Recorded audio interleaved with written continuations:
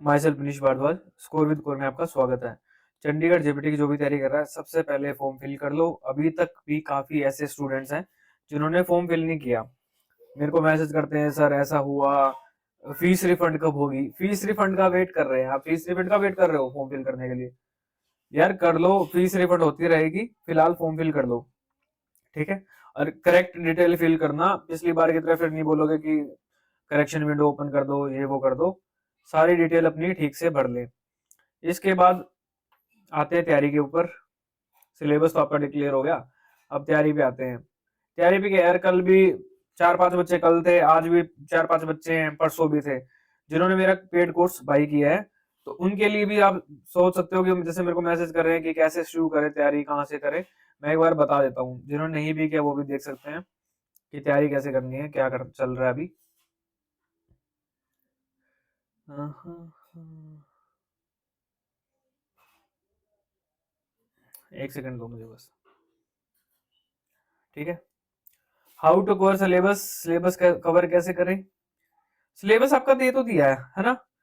तो कई बच्चे बोल रहे हैं कि जो सिलेबस दिया है उससे बाहर आएगा, उससे बाहर आ सकता है, इसमें कोई वो नहीं है, थोड़ा बहुत रिलेटेड आ सकता है, लेकिन जो दिया है आप उसको भी कवर कर लोगे ना, वो भी बहुत मैक्सिमम है, आपको सिलेक्शन तक ले जाएगा वो। जितना सिलेबस दिया उतना कवर कर लो, इनफ है वो। फिल कर लो फॉर्म। पेड स्टूडेंट्स को मैं अभी बता दूंगा, जिन्होंने अभी रिसेंट में बाई किया है। 18-19 वीडियोस मेरी हो चुकी हैं। आप 3 या 4 दिन के अंदर अभी इन सारी वीडियोस को कवर कर ले। 18-19 वीडियोस का मतलब है मेरे 25-26 चैप्टर साइंस और मैथ के कवर कर दिए मैंने। और टोटल वीडियो 25 के करीब मान के चले, 18-19 होगी ना, 25 के करीब मैक्सिमम वीडियो जाएंगी साइंस और मैथ की। मतलब 7-8 रहेगी आपकी। चैप्टर साइंस के 4 बचे हैं, मैथ के भी 3-4 बचे हैं बस। तो सिलेबस उसके बाद कंप्लीट है। ये मैं इस हफ्ते 7-8 दिन के अंदर मैं कवर कर दूंगा सारा ही। 7-8 दिन के अंदर आपका साइंस मैथ पूरा कवर है, ठीक है। तो आप बार बार देखें, रिकॉर्डेड का यही तो फायदा है कि आप पूरे दिन में भी खत्म कर सकते हैं। अब यार जॉब के बाद मैं टाइम निकाल के आप लोगों के लिए वीडियो बना लेता हूँ, पेड कोर्स के लिए बना लेता हूँ। तो आपके पास क्या पूरा दिन में इतना टाइम नहीं है कि आप सारी वीडियोस कवर कर लें। और जिन्होंने भी पेड बैच लिया है, कई स्टूडेंट्स ऐसे हैं, सर हम एनसीईआरटी कर रहे हैं। अरे मैं करवा तो रहा हूँ, जो मैंने करवाया वही कर लो आप, वो बहुत है, उससे बाहर नहीं आने वाला।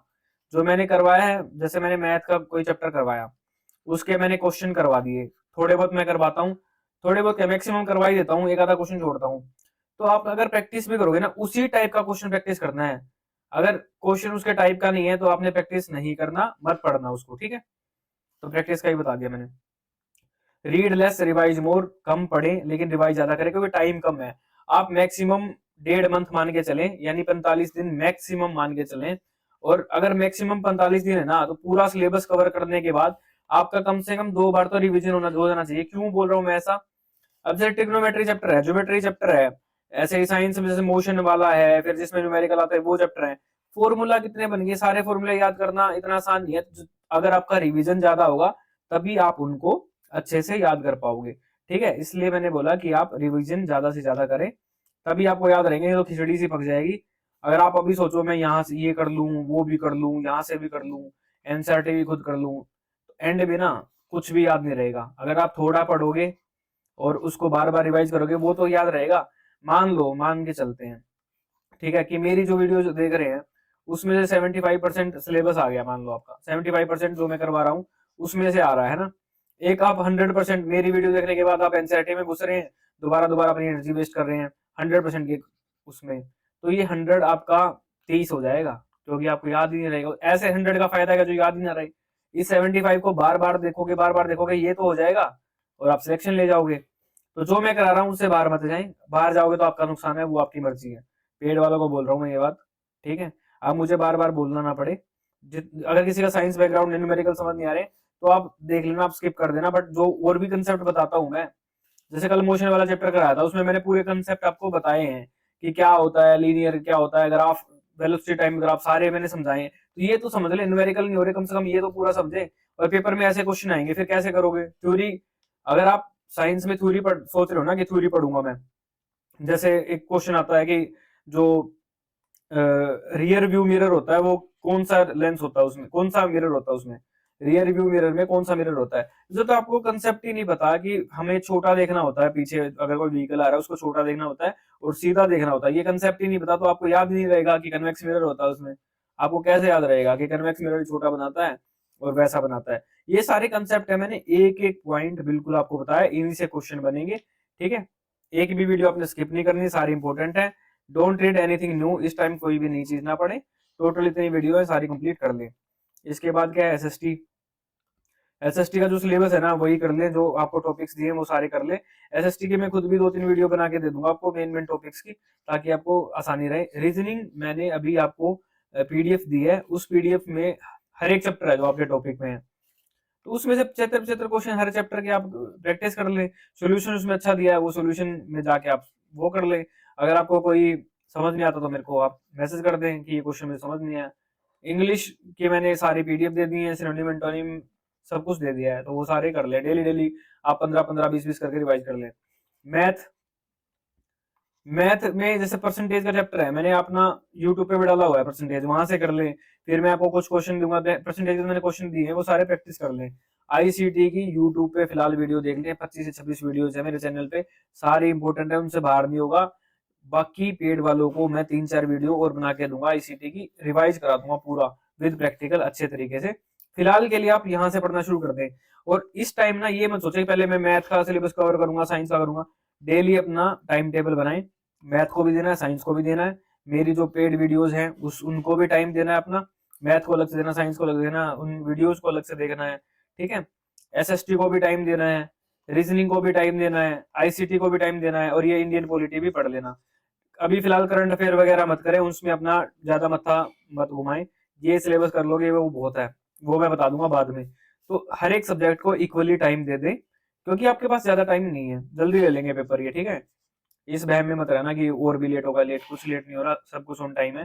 तो ज्यादा आप अपना इधर उधर मत करें, हर सब्जेक्ट को इक्वली आप टाइम दे, तभी आपका सिलेक्शन आप श्योर कर पाओगे। ठीक है, और वीडियोस को 4-5 दिन के अंदर जिन्होंने न्यू कोर्स बाय किया है आप देख लें और सारा रिवाइज कर ले, बार बार रिवाइज करें उसको। ठीक है, इसके बाद और क्या रहता है, हाँ बस 6-7 दिन मैक्सिमम है कि मैं आपको सिलेबस ये मैथ साइंस का कवर कर दूंगा। उसके बाद मैं आपको 7-8 दिन या 10 दिन में आपको फ्री छोड़ दूंगा कि आप सारा रिवाइज कर ले, ताकि मैं आपको 10 से 15 टेस्ट बना दूं।